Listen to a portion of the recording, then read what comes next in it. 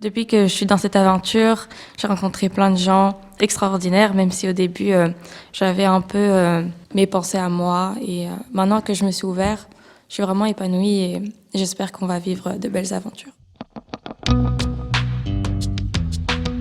Israël, Palestine. De tout.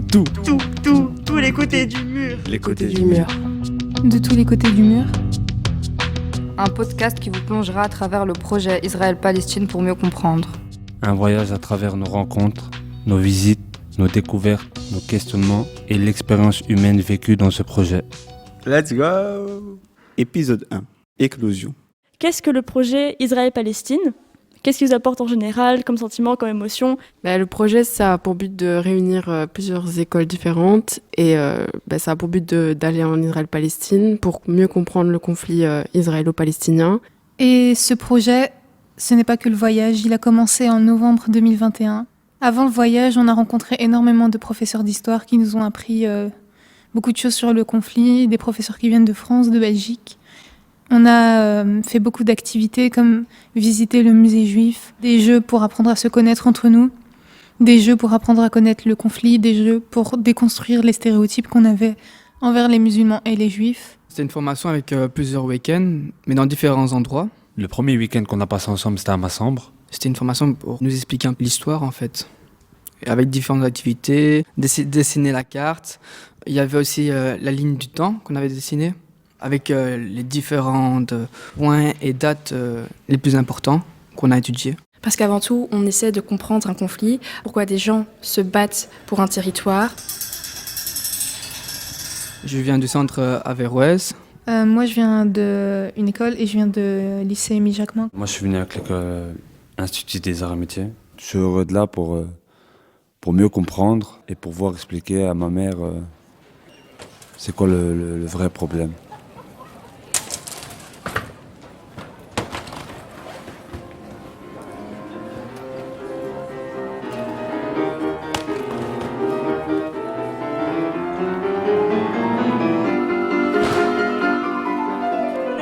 Dimanche, je sais pas combien, mais on est le dimanche. Dimanche 23. 23. Moi je suis perdue, je suis désorientée. Et du coup là on va embarquer dans l'avion bientôt. Et voilà, direction Tel Aviv, on est content quoi. Yes. Bientôt 1 an qu'on attend.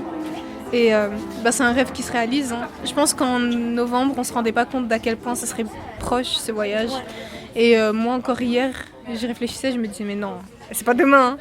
Ouais, c'est parce que tout le temps je me disais c'est dans quelques mois, dans quelques semaines, c'est pas maintenant, c'est dans quelques jours, mais en fait c'est maintenant, c'est maintenant, c'est tout de suite.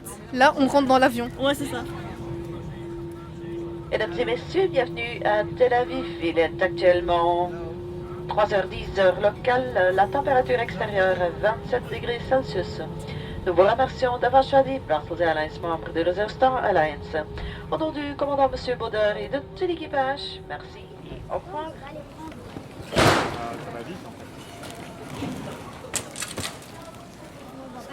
Bonjour à tous et à toutes. Nous sommes en direct de Tel Aviv. Et nous attendons nos chers camarades qui se sont fait contrôler. Je suis en train de m'énerver, je le sens en fait. Je sens que j'ai la colère qui remonte quand même, parce que je trouve ça vraiment injuste, mais je peux rien y faire, donc c'est un peu dommage quoi.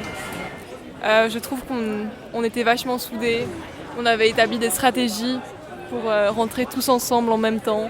Malheureusement, la stratégie n'a pas pu porter ses fruits, mais je pense que l'esprit d'équipe qu'on a eu à ce moment-là, c'était très émouvant. Moi, franchement, là, j'ai hâte du voyage. Ça me donne encore plus envie de continuer le voyage. Je me dis, ce sera un obstacle parmi tant d'autres.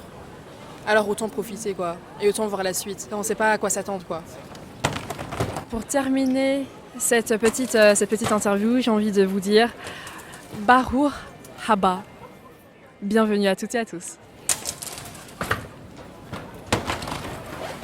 J'aimerais mettre l'accent sur les visées pédagogiques du programme de formation. L'enjeu, c'est vraiment de comprendre ce qui se passe ici et de vraiment complexifier les savoirs et les apprentissages. Et j'aimerais vraiment que tous ces jeunes comprennent que nous, on n'est pas là pour leur transmettre une idée, mais vraiment une démarche qui consiste à systématiquement complexifier les choses pour atteindre un niveau de compréhension qui permet d'être assez outillé intellectuellement pour parler d'un sujet en particulier, qu'il le fasse avec la justesse et la rigueur qui exige une véritable compréhension des choses et tout en étant outillé intellectuellement pour être à la fois rigoureux, pertinent et audible dans ses arguments.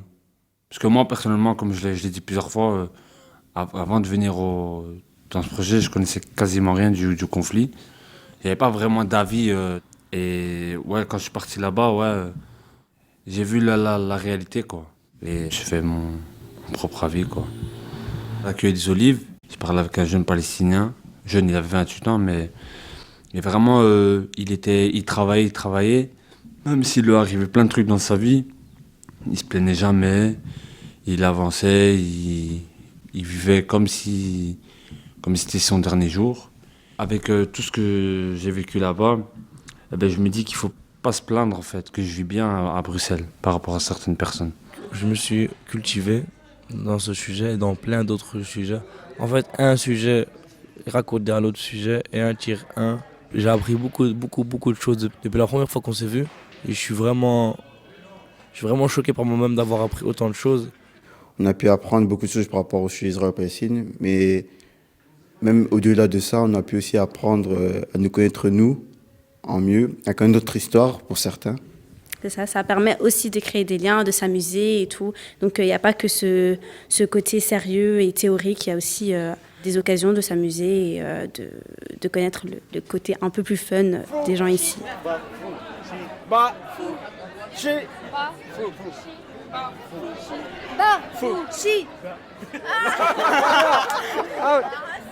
Alors le Shibafu, c'est un jeu qu'on a eu l'occasion de découvrir au tout début de nos activités. C'est un jeu de cohésion qui m'a personnellement marqué parce que après, avec mon groupe avec lequel je suis arrivée initialement, on a continué à jouer à ça. On s'est tous rapprochés avec la cohésion d'équipe.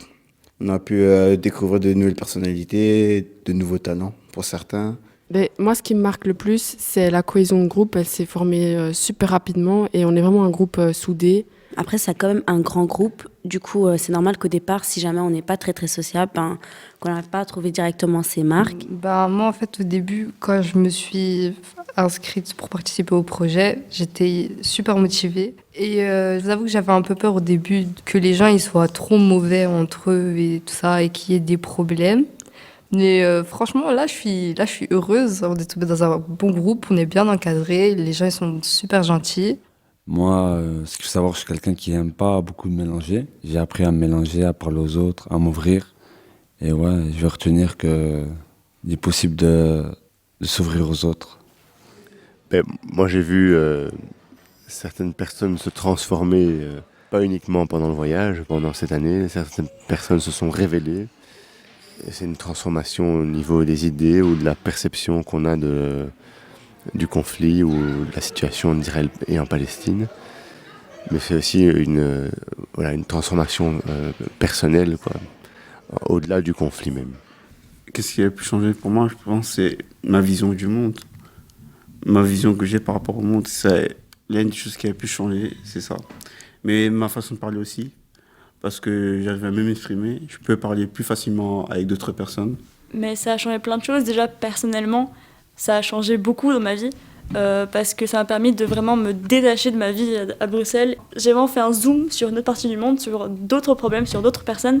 Du coup, par exemple, ce projet, je trouve qu'il est incroyable parce que c'est un sujet, oui, on en parle, mais avoir une structure et un cadre pour en parler et toute une association qui est bien mise en place pour permettre d'apprendre de nouvelles choses dans un cadre genre délimité et encadré et éducatif, je trouve que c'est encore mieux, quoi.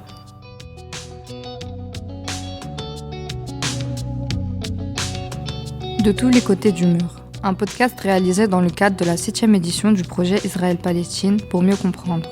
Avec la participation d'Adriana, Fontaine, Asna, Jennifer, JN, Malika, Mariama, Rania, Reda, Sarah et Walid.